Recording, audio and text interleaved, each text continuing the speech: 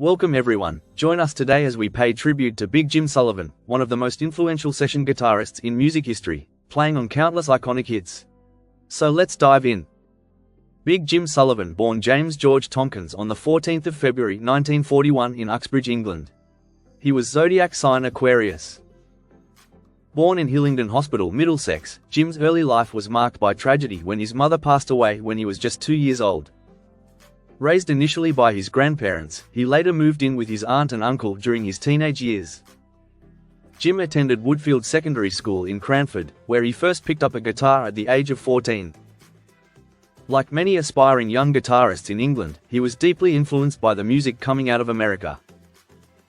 By the age of 16, Jim had already gone professional. Early in his career, he played with acts like Sid Gilbert and the Clay County Boys, Johnny Duncan's Bluegrass Boys, Vince Taylor and the Playboys, Janice Peters and the Playboys, and the Vince Eager Band. He also taught guitar to his neighbor, Ritchie Blackmore, who classed Jim as one of the best guitarists in England at the time. In 1959, while at the Two Eyes Coffee Bar, Jim met Marty Wilde, who invited him to join his backing group, the Wildcats. The Wildcats were the opening act on the television show Oh Boy, produced by Jack Good. In 1960, the band also backed Eddie Cochran and Gene Vincent on their UK tour, during which Cochran tragically passed away. Wilde gifted Jim a Gibson Les Paul guitar, said to be the first one played in Britain, originally purchased from Sister Rosetta Tharpe. Jim later laid down £300 on a cherry red Gibson S345. Along with Ritchie Blackmore and Pete Townsend, he encouraged Jim Marshall to create better and more affordable amplifiers. Jim was introduced to studio work by Jack Good, where he quickly became one of the most in-demand guitarists of the 1960s and 1970s, largely due to his versatility across various musical genres.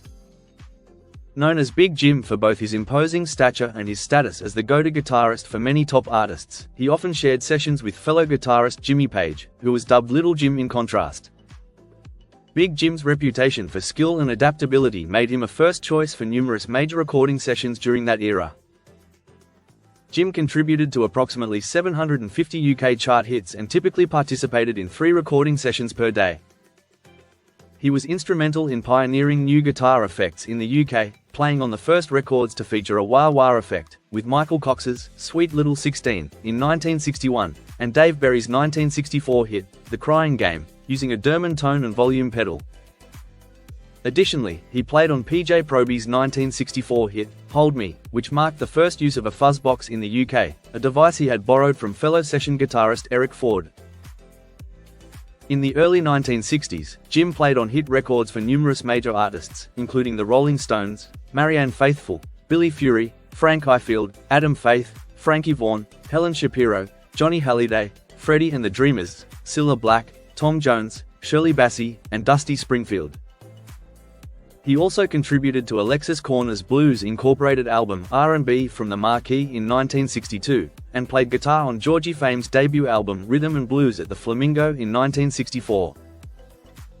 Jim also contributed to numerous UK albums and played on several notable international records, including the Everly Brothers Live at Olympia in 1963, Bobby Darin's Something Special in 1967, Little Richard's Get Down With It, the OK Sessions in 1966, and Del Shannon's Home and Away in 1967.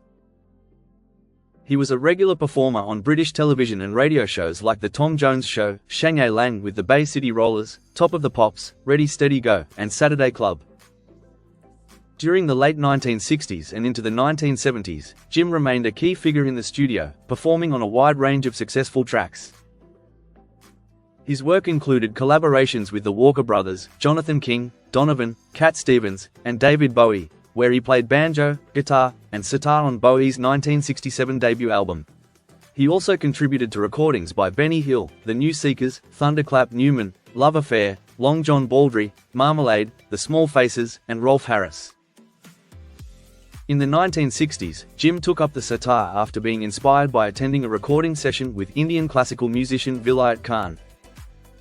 He went on to release 2 albums showcasing Indian-style music, Sitar Beat in 1967 under his own name, and Lord Sitar in 1968 under the pseudonym Lord Sitar.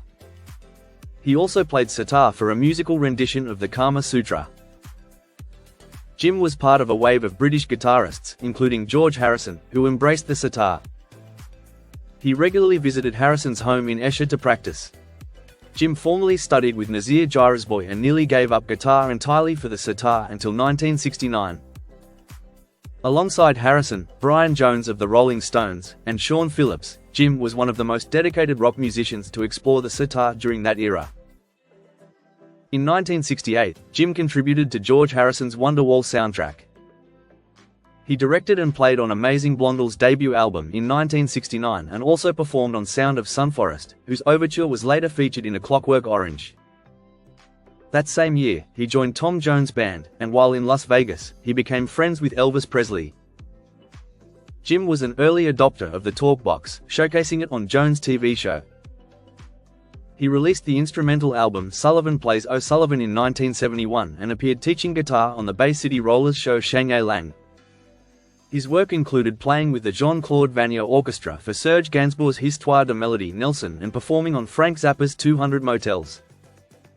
In 1972, he contributed arrangements for The Who's Tommy with the London Symphony Orchestra and English Chamber Choir. In the 1970s, Sullivan also scored an episode of Space, 1999, The Troubled Spirit, where he appeared on screen performing part of the score with a choral sitar. In 1974, Jim partnered with record producer Derek Lawrence to establish Retreat Records. One of their releases was Big Jim's Back in 1975. He led a band named Tiger, featuring vocalist Nicky Moore, and they released 3 albums before disbanding in 1976. Retreat Records also worked with various artists, including Labi Siffre, Chaz and Dave, and McGuinness Flint. Jim produced and arranged Siffre's track, I Got The, which was later sampled by Eminem and numerous hip-hop artists.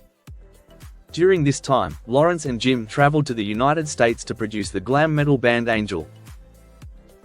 In 1978, Jim joined the James Last Orchestra, remaining with them for 9 years, and also toured with Olivia Newton-John following her success in Grease.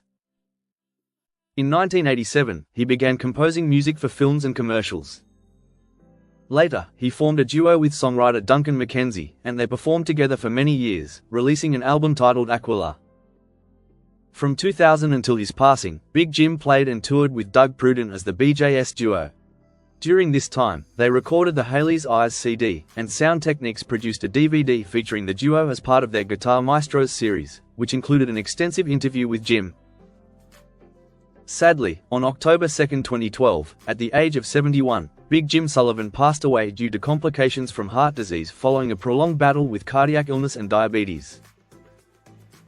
He is survived by his wife Norma, for whom he composed the jazz piece, Blues for Norma, as well as 3 daughters. And there you have it. Though he's no longer with us, Big Jim Sullivan's extraordinary contributions to the world of music, and dedication to his craft, continue to resonate today. Thanks for joining us. Don't forget to like and subscribe for more videos on your favorite artists. Take care and bye for now.